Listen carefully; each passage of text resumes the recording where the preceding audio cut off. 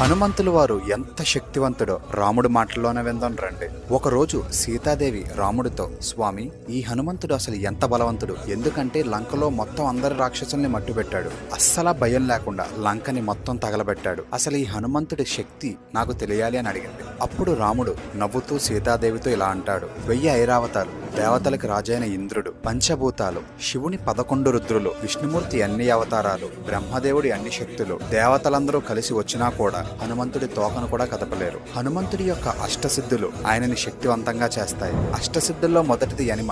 ఈ శక్తితో హనుమంతుడు చాలా చిన్నగా మారగలడు. రెండవది మహిమ. ఈ శక్తితో హనుమంతుడు తన శరీరాన్ని పెద్దగా మార్చగలడు. మూడవది గరిమ. ఈ శక్తితో హనుమంతుడు తన బాడీని ఎవ్వరూ ఎత్తలేనంత బరువును చేయగలడు.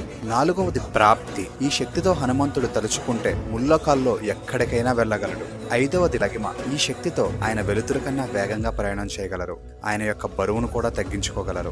ఆరవది ప్రాకమ్య. ఈ శక్తితో హనుమంతుడు ఎటువంటి కోరికనైనా నెరవేర్చుకోగలడు. ఏడవది వశిత్వ. ఈ శక్తితో హనుమంతుడు దేనినైనా తన వశం చేసుకోగలడు. ఎనిమిదవది ఇషిత్వ. ఈ శక్తితో హనుమంతుడు ప్రపంచాన్ని మొత్తం తన ఆధీనంలోకి తెచ్చుకోగలడు. హనుమంతుడు నా పక్కనున్నాడు కాబట్టి సరిపోయింది సీత, లేదంటే హనుమంతుడిని ఓడించడం నా వల్ల కూడా కాదు అని సీతాదేవితో నవ్వుతూ చెప్తాడు రాముడు. ఈ వీడియో కనుక మీకు నచ్చినట్లయితే జై హనుమాన్ అని కమెంట్ చేయండి. ఇలాంటి